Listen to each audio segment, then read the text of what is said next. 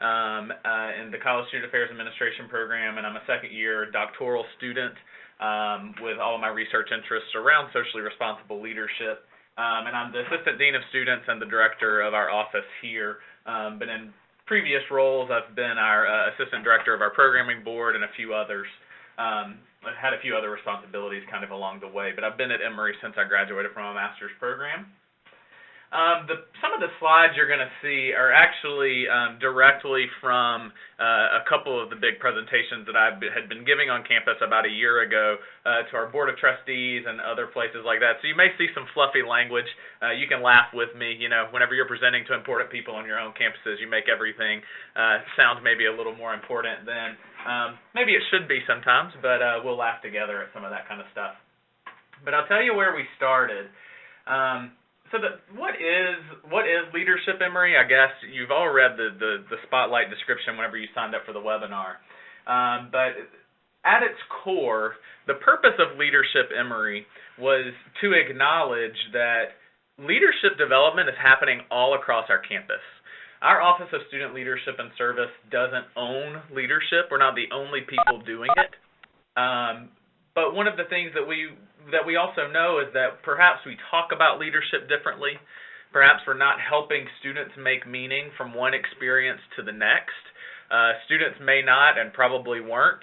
We had assessment data to show that students that maybe were a member of a varsity athletic sport and were learning a lot perhaps around group motivation, they weren't translating that experience to perhaps their role as a resident advisor if they also potentially had that leadership position, or they weren't translating that to their service experience when they were going on alternative spring break about motivating the team and keeping everyone's spirit up, as an example.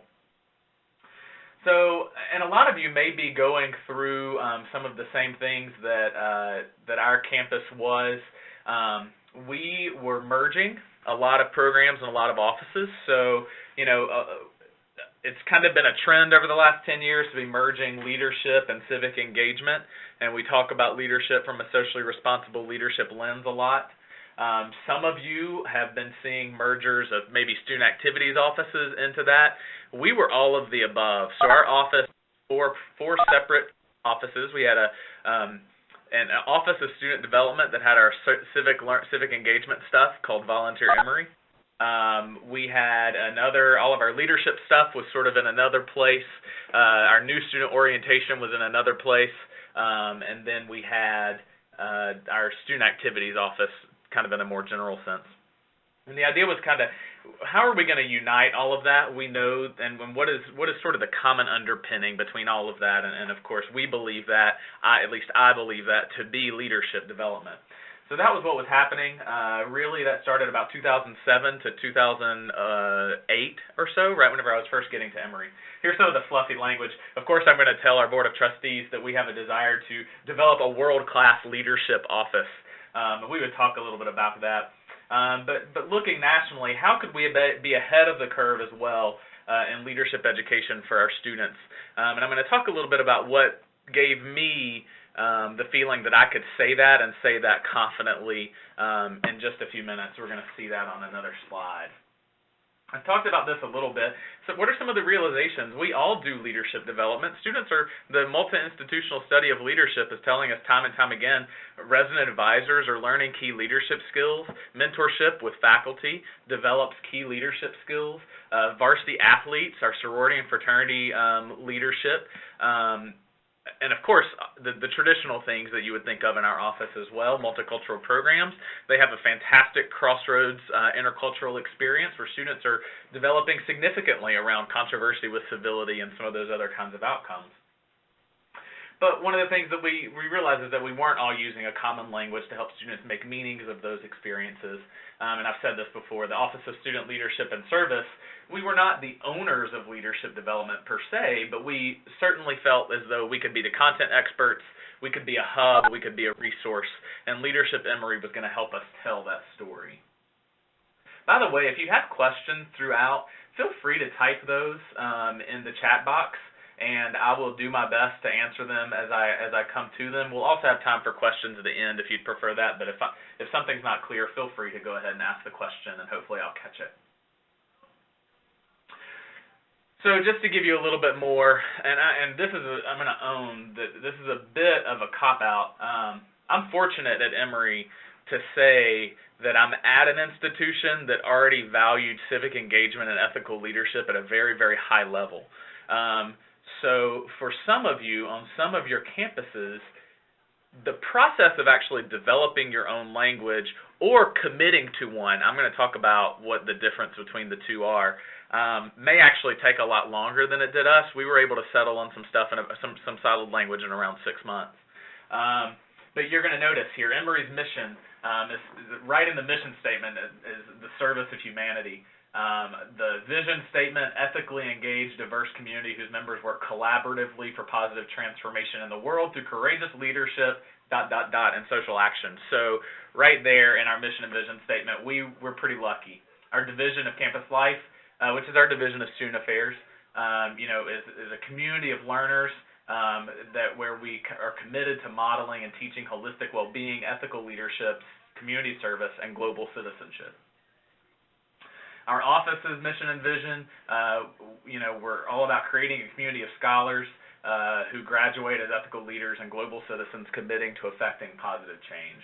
So for us, I just wanted to start there because any process like this, it's going to be important to start with what does your own institution believe, and that's what we're going to talk about a little bit more here. So what was our process like? Well, first, we formed a committee. Actually, I'm going to go these slides out of order. I'm going to go to the timeline first.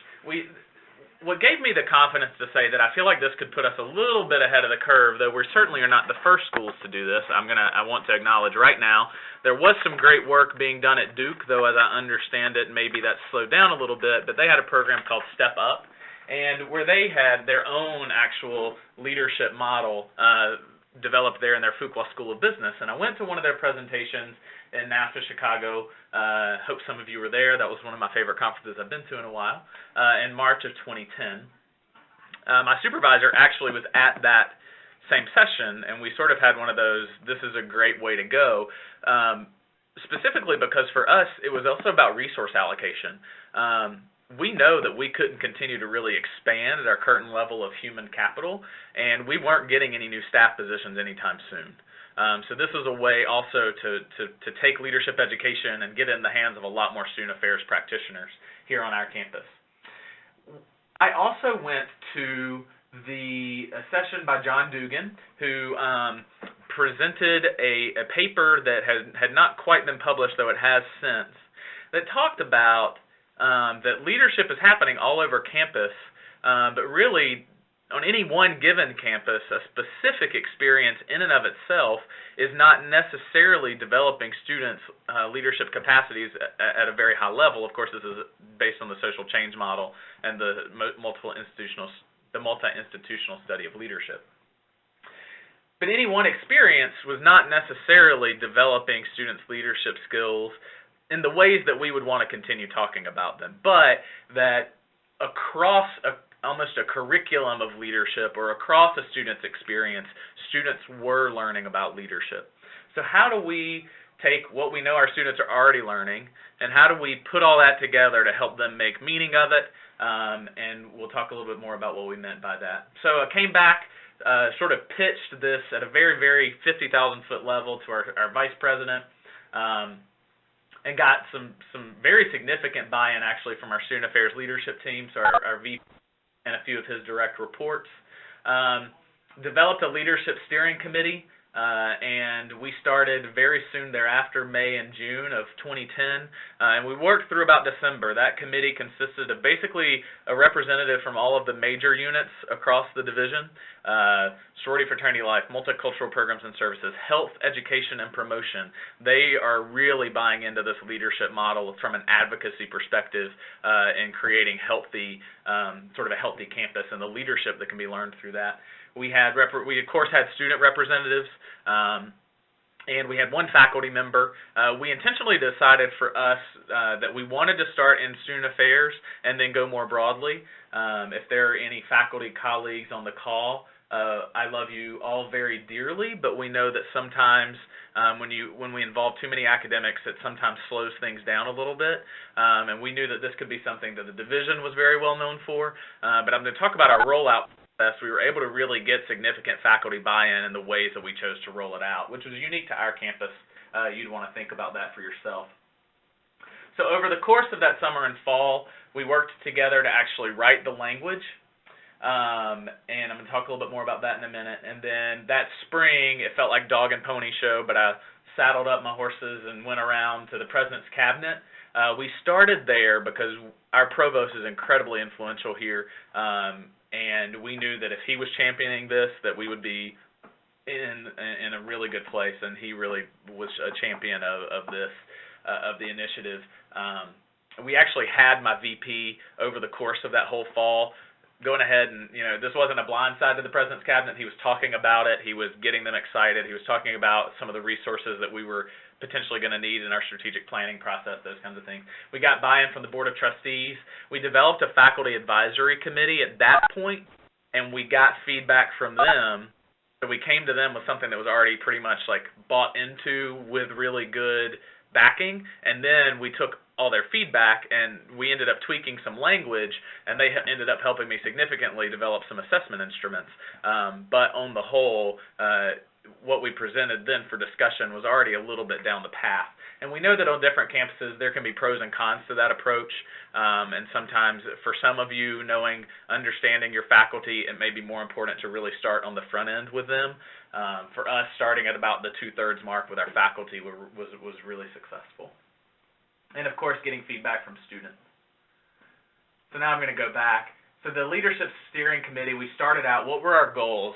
At the end of the day, I was able to sort of set the vision that our goal was that we would have a common way that we talked about leadership, that we would then be able to write outcomes based on that language that could be shared and adopted more broadly by all the programs and services that we know are already teaching leadership. Strategy map, that was where we laid out our mission, vision statements. We grabbed the university strategic plan, our own office, our own divisions, and really sort of mapped out what were some of the key connections so that we knew we could talk about leadership in the ways that we needed to. We then began to get input more broadly. We were going around and specifically talking to, I met along with a member of each of the steering committee with each of the directors of all the major units, including those that weren't necessarily in student affairs that we knew would need to be key partners. Our Center for Ethics, our Center for Service Learning, because service learning is actually housed in the academic portion of Emory, even though in Campus Life we own pretty much all of the more one-time service initiatives and sort of alternative breaks and those kinds of things. We don't own or are not directly responsible for the credit, the class credit that sometimes students get, though that's changed significantly as a result of Leadership Emory. We'll talk a little bit about that maybe. So then, language identification. I said to y'all a minute ago that there's a difference between writing your own and buying into something. At the end of the day, I love Emory, and I hope that I'm here for another 15 years, 20 years, but we love to have things that we can call our own. That is our culture, for better or for worse. And so though Leadership Emory is, I use the language often that it's grounded firmly in the social change model, adopting the social change model in and of itself was not something that we knew was going to fly very well. Though you're going to see a lot of connections, and we do a lot of referencing to the social change model. For some of you, the relational leadership model may be more effective depending on your own institution's mission and vision. And there's a lot of great resources. If you don't have it, I'm going to plug the Handbook for Student Leadership Development. You can buy that, I believe, through NASPA. I know you can get it through the National Clearinghouse for Leadership Programs, but it sits on my desk, and I reference it very regularly, and there's a great chapter that goes through a lot of leadership theory there. Once we had the language, we could then write outcomes, and we chose to write outcomes by class year. So we started with sort of what are the major outcomes that we want our first-year students to achieve related to leadership, second-year students, and then third- and fourth-year students. So that way, whenever our multicultural programs director sat down with her staff, she could know that the Crossroads program that targets first-year students, we want to see how many of these first-year outcomes we can pull into that program that we're already doing. Now, granted, this wasn't about creating 20 sister programs. We knew that Crossroads was already teaching students about leadership. For example, if they were doing a power privilege conversation, it wasn't about inserting a new activity. It was about the way that they set it up. Hey, have y'all heard about, this is an initiative that we want you to learn about, Leadership Emory. There are 5 core tenets of things that we believe about leadership that we're hoping that we know you're going to learn about throughout the next 5 years that you're at Emory. This power privilege connects directly to the 5th core tenet of leadership at Emory, which is such and such, and she could go into a deeper explanation. They would do the activity, and then when they would wrap up, they would be more intentional in connecting what they've learned back to how they could be a more effective leader. So it wasn't about reinventing every program. It was about almost adding to and just changing some language. They did that really well in resident assistant in our resident assistant trainings. Our Res Life staff, when you're talking about conflict management and conflict mediation, that ties directly to our 3rd core tenet, and we'll talk about what those are in a minute. So that's how we did outcomes. We're actually still in the process of rolling this out to students. It's taken us a little bit longer that started about a year ago. We were very intentional that in the pilot year and the early phases, we really wanted to give our staff the resources and the tools. So we've really been focusing on assessment, staff training, helping our own staff here in the office, helping people around the division and around the university rewrite outcomes. For some of them, rewrite some of their curriculum. Though we do some plugging to students and a little bit of promotion, that's really going to be a next year goal as a part of our strategic plan, and we'll talk more about that. And then, of course, at that point, they helped me develop the strategic plan, and we'll get to that in just a few minutes. 2011, 2012, this was the last piece of the timeline. So that's in this last academic year. So we reworked all the programs in our office. We've been rolling that out to the division through staff training and developing assessment instruments. We supported various offices as they've rewritten outcomes and curriculum almost completely. So our student center rewrote every single student worker outcome and grounded them all in Leadership Emory, and then redeveloped their staff training. Now, granted, that was a lot of work, and they also already didn't have something that was wonderful in place, so it was kind of a good excuse. But we partnered very closely, and actually I used some of my office's dollars to hire a summer intern to help them do that, which is just one of the ways that we've been partnering around the division to say, you know what, you own leadership too, so let's make it as effective as we can. I'm going to fly through this next section because y'all don't need a lesson in the social change model. But when we talk about it, we throw out some of the core assumptions that leadership is a lifelong process, leaders are lifelong learners, that leadership is collaborative, it's values-based, it's a process rather than a position, that we believe all students are potential leaders, and all this is cited back, and I talk about regularly to the social change model. I even gave them the theoretical foundation behind it, and you're going to see the 5 core tenets that are part of this slide. So the first tenet is awareness of self and empathy with others, and we wrote some basic outcomes. These are select outcomes that cross all 4 years of the undergraduate experience. The second core tenet, and these are all available on our Leadership Emory website, which you're welcome to pull down and to use as you see fit. Ethical leadership principles and practices. This is all about integrity, so a lot of our outcomes relate directly to values clarification and living those out. Collaboration and problem solving. This is where we also put a lot of the things that people traditionally see as leadership but don't often fit nice and neatly into things like the social change model, such as event planning and things like that. But we talk about event planning in the context of team when we're talking about outcomes and things related to those kinds of more tangible experiences that can relate to being an effective leader. The fourth, Stephanie, I see your question. Give me 2 seconds and I'll answer that. Sharing the commitment to action. This is the 4th core tenet. This is all about how do you develop that vision and then foster buy-in and support and motivate your team to reach that vision. Feels very leader-shapey for those of you that know leadership well. And the fifth core tenet is where we really pull this back to civic engagement to say, okay, ethical engagement and citizenship, how are we promoting as leaders positive civic engagement and social responsibility through an ethic of service and a concern for justice? So this is the tenet where we ground the bystander leadership intervention program that we're working on with health education promotion, LGBT life, and multicultural programs and services. This is also an example of the tenet where we ground some of our safe space curriculum outcomes into how are we as student leaders leading the way and creating inclusion for everyone.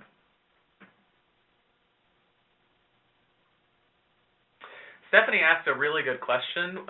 When other departments and offices on campus were writing their learning outcomes and we were helping them through that, she asked, did they use outcomes word for word, or did they use some bits and pieces and added phrases or words unique to their office? It's a combination of both. We were very intentional, though, Stephanie, because a part of the idea of having a common language is that students hear things in similar ways. But, of course, learning about collaboration and outcomes tied to collaboration as a result of being on our student programming board, of course, the outcome language is going to be a little different than perhaps learning about collaboration as a result of planning Unity Month out of the Multicultural Programs and Services office. So it is give or take. We erred as much as we could on having some consistency, but where the consistency really lies is not in the outcome itself, but every outcome is followed by the tenet that it associates with. So when we talk about participating in service and volunteer activities, which that's a very measurable outcome, we talk about that as a part of Tenet 5. And so I hope that may make a little bit of sense. We're also still hammering that out. We're still learning. We have a lot to learn still. So in the next 15 minutes, I just want to talk very briefly about what is our strategic plan behind Leadership Emory and where do we want to go, and sort of where have we been to, for where that's appropriate. So what are some examples of integration? Some of this is actually past tense. We've done some of this. But we already had and we're working on a leadership living learning community. So this gives us a great framework through which we approach that. They actually focus each month on a different core tenet. So for example, they get empathy with others and collaboration credit during Unity Month whenever they have hall programs that are attending Unity Month celebrations, which is every November. Or as a part of the awareness of self, we do Strength Quest at the very beginning of the year, and then they revisit strength throughout the course of the year. And they actually use strength as a way to help mediate roommate conflict in the Leadership Living Learning community, which is kind of fun. We've begun implementing it into peer leader trainings. We've done that very well in our RA program, and I'm not going to lie, I have to give 100% of our credit to the Residence Life staff. We've helped them very little, though granted they already had some really strong student affairs folks, and we have, all of our offices do, but they really took it and ran with it. And our orientation leader training right here in the office. Where we're still breaking ground is our athletes. Our coaches are really excited about this, especially using some curriculum in the off season. So I'm going to talk about how do we help our staff write curriculum. Student health and counseling services, that's that next one. SHCS trainings. But we think about healthy behaviors and the idea of self-awareness. So they're able to now talk about perhaps their sleep mini courses in the context of awareness of self. And what do you need as a leader to be at your most effective? And so that's been really fun. They've also developed some advocacy programming, perhaps namely through sexual assault, violence prevention, and we've been working on a bystander intervention program with them and a couple other offices that we're hoping to roll out next year. Sorority and fraternity life, we've had a couple of directors, and our newest director is really excited. I'm going to be working with her to help her beef up some of her leadership retreats. But one of the key ones is this division-wide assessment. We're going to talk a little bit about assessment in a minute. What are some other ways? Again, continuing to integrate throughout the curriculum, connect any development programs or training in all of our offices. And so we have been doing that, and I actually have compiled and had a student worker help me do that, over 100 programs or services throughout the Division of Campus Life that help students learn about one of the 5 core tenets. Now, we're going back and assessing it. This was based on staff perception. But, our Career Center had some fantastic self-awareness experiences, some values clarification around job choice and career choice, and some really cool things that we were able to include almost as a menu, where we're encouraging students to almost chart your own roadmap. That's the language we'll use when we're really rolling this out more broadly to students. Here's a fantastic resource. Go chart your own leadership journey, and here's all the different ways that you can do that depending on each basic tenet. Some really simple things. We've been offering some short training opportunities. So we've now had 2 summers. The first summer was just Leadership Emory 101, so language, theoretical underpinnings, and outcomes. This past summer, we did some really in-depth training. We've trained about 150 staff members around the division, but this past summer was specifically all about actually writing and designing leadership curriculum, writing learning outcomes, those kinds of things. We put posters of the 5 core tenets in all staff offices just as a way so that when you meet with me, you see a poster of Leadership Emory, and when the student goes and meets with their area director in residence life, they're going to see a 5 core tenets poster. I just talked about the common roadmap and the program book with that one-stop resource guide for participation in all of our Division of Campus Life programs. So where are we really going? Some additional major components. So this is now sort of at the place where we're beginning to really look forward. Okay, so this is really grounded pretty well in a lot of what we're already doing. Still continuing to get student affairs leadership team support as encouraging directors to continue integrating this. So we developed our own in-house assessment instruments. We started with quantitative last year. I developed, based on a number of resources, basically 60 questions that tie to the 5 core tenets. We piloted that in all of our Office of Student Leadership and Service programs, so we hit about 700 or so students. I was able to then do some factor analysis and make sure that each of the scales was holding together well for each of the 5 core tenets.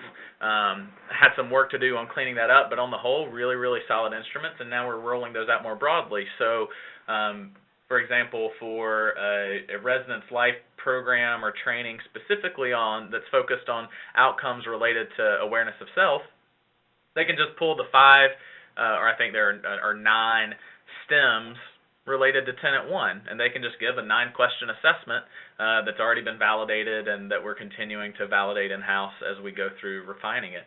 But for me, with LeaderShape, we give all 60 questions because LeaderShape has outcomes that tie to all 5 of our core tenets. Our Emerging Leader Experience only gives about 30 of the questions because all of their learning outcomes for the Emerging Leader Experience only focus on the first 3 tenets. So that's just one way that we've been doing some in-house assessment quantitatively. This year, we're doing more qualitative work. So I've developed a focus group protocol, and we are picking 10 of our programs, and over the course of 2 years, we're going to be doing focus groups with all of our major programs. That'll help us go back, make sure we're hitting our outcomes, those kinds of things. Our residence life staff already did some focus groups with their RAs and SAs, so they've taken some initiative, and I actually based the focus group protocol off what they already did and what they learned from that experience. So there's some cross-divisional collaboration there to develop assessment instruments. The final step, which will be about 2014, 2015, will be to take all of the question stems and actually develop rubrics. So we've got some quantitative stuff, we've got some qualitative stuff, and then hopefully we're going to have some rubrics where staff can actually observe students in their natural element and give one-on-one feedback sessions through a leadership coaching program that we're going to try to develop. That's the 1-hour leadership coaching sessions that are going to be rolling out 2014, 2015. We also want to integrate our student peer leadership as coaches, so we're talking still about how do we use our RAs and our orientation leaders to serve as leadership coaches for maybe our younger students.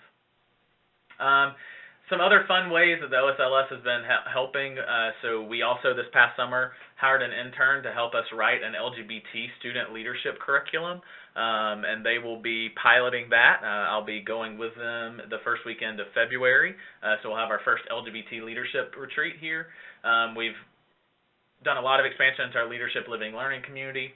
The Leadership Emory curriculum is our next big step, so I've formed a new committee, some repeats, and then some new folks. A couple of athletic coaches actually are on this committee. And we're going to go back, we're going to review our outcomes, make sure they're still timely, and what we're going to do is we're actually going to, for each of the 5 core tenets, we're going to write 8 hours of curriculum that can be subdivided into 2 or 3 2 to 3 hour chunks or delivered all at once. And the purpose behind that is that we know that, so we started off and we wanted everyone to have the skills to write their own curriculum. Well, let's be honest, when you're the baseball coach and you travel as much as you do, writing your own leadership curriculum is at the bottom of your mind. But if something were handed to you and you're very quickly trained on how to facilitate it, or you could even have a facilitator come in and do it for you, you'd be much more likely to use it, right? So for some of our offices where it may not make as much sense for them to be writing their own curriculum, this will give us some canned curriculum. The Career Center, we're going to structure it also in such a way that case studies can be interchanged.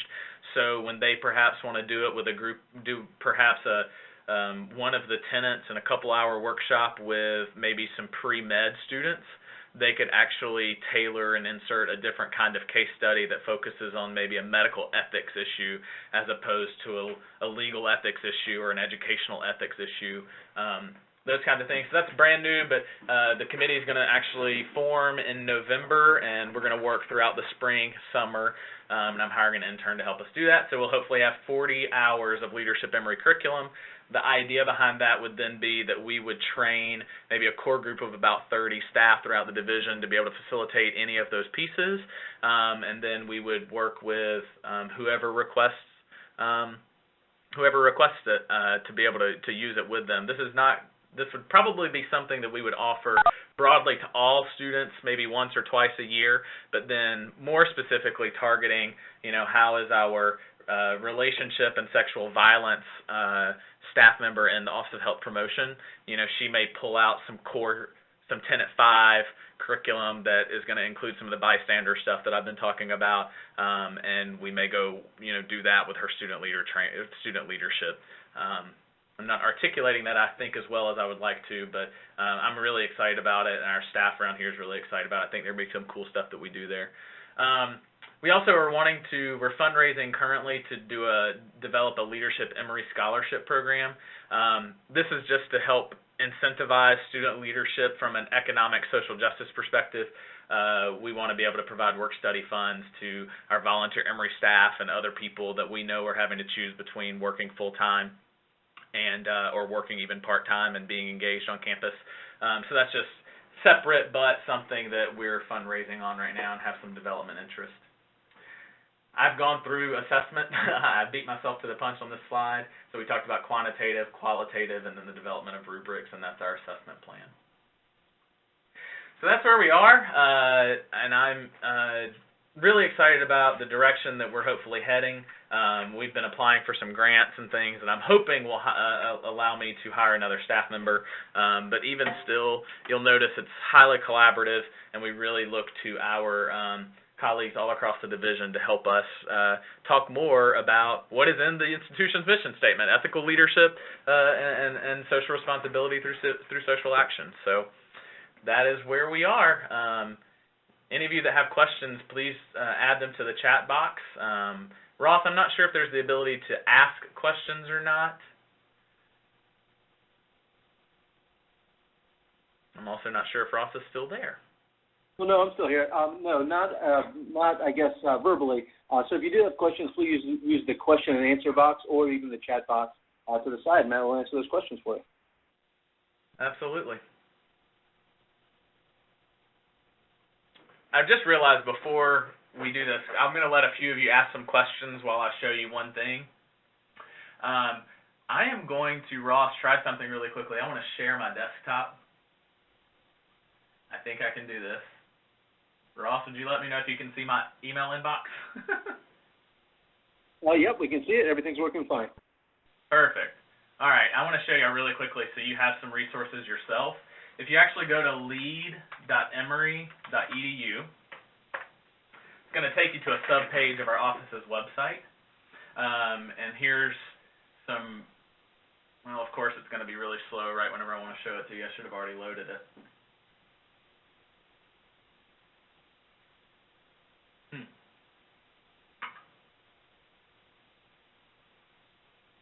lead.emory.edu. If you click over here on the left-hand side under Staff Resources, here's some things that, feel free to pull down whatever you'd like to. Staff training, here's some of the PowerPoints and things that we've done. I talk about Kolb's learning cycle a lot whenever I'm getting people to help them, whenever I'm teaching other staff how to write curriculum. Bloom's taxonomy to help them write leadership outcomes. So here's our first, second, and third year outcomes, and a fun outcomes formula that I really like to use that I stole from, it's cited on here somewhere, Bresciani. Here's some resources. So this is, for example, we actually have just a lot of resources already available for staff to be able to come online and pull down. So all the Tenet 1, these are various activities where their outcomes relate specifically to Tenet 1 or outcomes specifically related to Tenet 3. And then right down here, you're going to see some of our assessment resources. You'll notice we've got the pre and post tests here. The interview and focus group protocol is coming soon. So you're welcome. Anything that's on there, you're welcome to borrow or to let me know if you need anything else, and I'm happy to try to help you get that. All right, let me figure out how to stop sharing my desktop. Oh, there it is.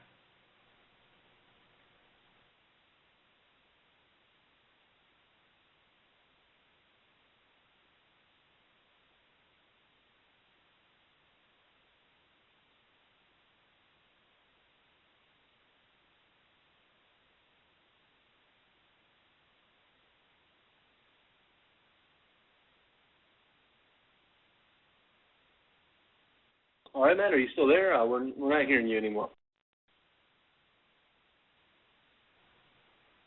Thanks. Sorry about that. The first question was, do students have to pay anything to participate in the program? That is a really good question.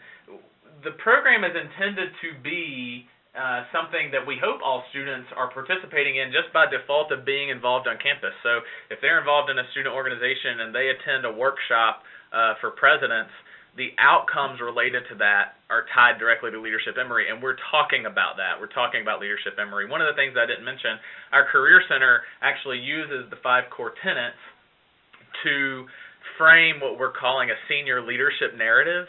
So seniors, when they go to meet with, or juniors, when they go to meet with our Career Center and they're talking about interview prep and writing their statements for graduate school, personal statements and things like that, they're actually framing that in terms of the 5 core tenets. What experiences have you had as an undergraduate that have helped you learn more about yourself and gain a greater empathy with others? What experiences have you had as an undergraduate that have helped you clarify the values that are important to you, and how do those values, name a time whenever you made a decision based on a core value that may or may not have been the popular decision, those kinds of things. So in and of itself, Leadership Emory is necessarily a program that all students participate in, but by default, everyone's getting it. Someone asked, what is the staff makeup of our office currently? There are, so I'm the director, and I have 4 assistant directors. We have a full-time graduate assistant, and we utilize a lot of free internship and practicum student help from the University of Georgia's Student Affairs program, which is right down the road. But that sounds like a fairly large staff for a 12,000 student body, 6,000 undergrads. But we technically are responsible for 5 CAS functional areas: orientation, parent and family programs, student activities, student leadership development programs, and service learning, civic engagement stuff. Were there options for students to be the facilitators of the leadership programming? Yes, there are. We have not talked about it yet in terms of the Leadership Emory curriculum, where I talked about the 40 hours of curriculum we want to develop. But we have some student leadership facilitation experiences already. We actually have a team that we train that does a lot of our program facilitation for student organizations, and they would certainly be, they have been a group that we've talked about engaging more broadly. And I should mention that that committee does have 2 students on it that are both a part of our lead team who have experience writing curriculum already and that we've trained. Please discuss initial plans for developing rubrics.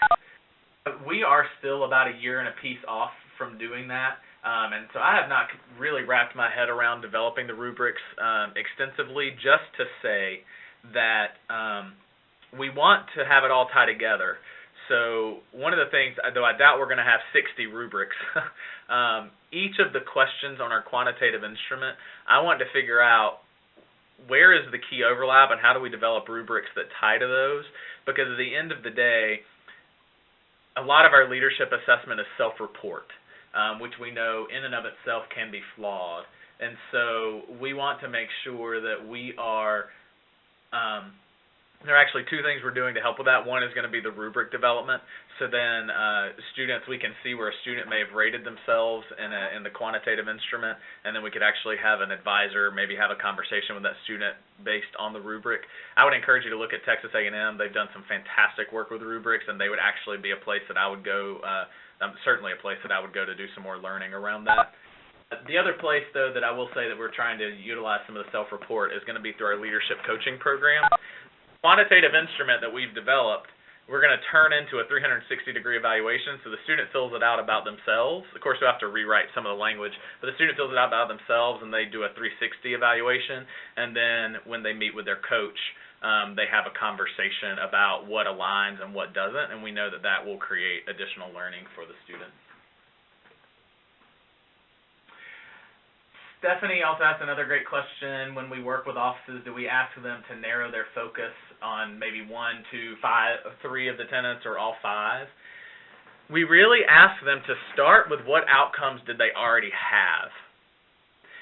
And based on those outcomes, what tenets do they see those aligning with? And that's where we start the conversation. So for our LGBT leadership retreat, they really wanted to see some outcomes that mostly pertain to tenets 1 and 2. So we based the whole retreat on outcomes related to tenets 1 and 2. For multicultural programs and services, their outcomes related to Unity Month were different whether or not you were on the planning committee or if you were just an attendee of a program. So we certainly had to look at that from different angles as well. Some of our more intensive experiences, such as alternative spring break, for example, or leadership, their outcomes related to all 5. So we're assessing and looking at that curriculum based on all 5. So it really depends on the program. Are you integrating faculty or academic programming? Yes, we do have a faculty advisory board that I've talked about. Leadership Emory, this should have been on one of my slides, but it is the foundation of what is going to be our leadership certificate / leadership minor. Right now, what I have pitched to them, and they are stewing on until we meet again in January, is that we would survey the curriculum to identify classes that have outcomes related to each of the 5 core tenets. Students would take an introduction to leadership class, a capstone leadership class, but then the other 5 courses related to the minor would be almost electives, where they get to choose maybe, for example, a history of world religious conflict for the 3rd core tenet, or a strategic planning course in the business school, perhaps for Tenet 4 related to communicating a vision. That's where we're going, academic programs. Rosalind asked if students are going to receive recognition. That will be a part of the certificate of the minor. I need to own that the idea of the certificate or a minor goes philosophically against what we try to talk about in terms of leadership as a lifelong process. So we certainly are still exploring what does that mean, but there will be some kind of celebration at the end of that experience for students. But as of right now, no, we are really still just focusing on making sure that staff have the resources that they need to beef up. And really, this is all about intentionality, that you're being and our staff are being as intentional as possible with the curriculum that they both already have and the curriculum that they're going to be designing in the future to make sure that it ties very neatly so that a student can make a connection between their role as an RA and their a general membership in a student organization, or perhaps as a member of an intramural sports team.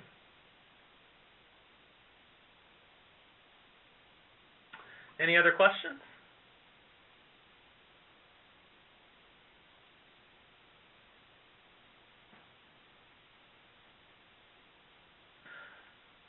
All right, at this point, I don't think I see any other questions. I'll hang out here for a few more minutes, but I appreciate all of you that had the opportunity to join us, and I know Ross has one more bit that he wants to close out with, but if you have any questions, please feel free to shoot me an email. It's just matt.garrett@emory.edu. Well, I would just like to, on behalf of the whole of the SLPKC, thank Matt so much for his time and energy and giving us this great information. Everything from the presentation to the resources online, just absolutely fantastic. So, Matt, wanted to say a huge thank you from the SLPKC. And along with that, I would like to also invite you all to have the opportunity to present to the SLPKC in a webinar of your choice as well. We are always looking for people who are willing to present, or if you know anyone who you think would like to present and be a resource to the community, please feel free to contact me. My email has changed.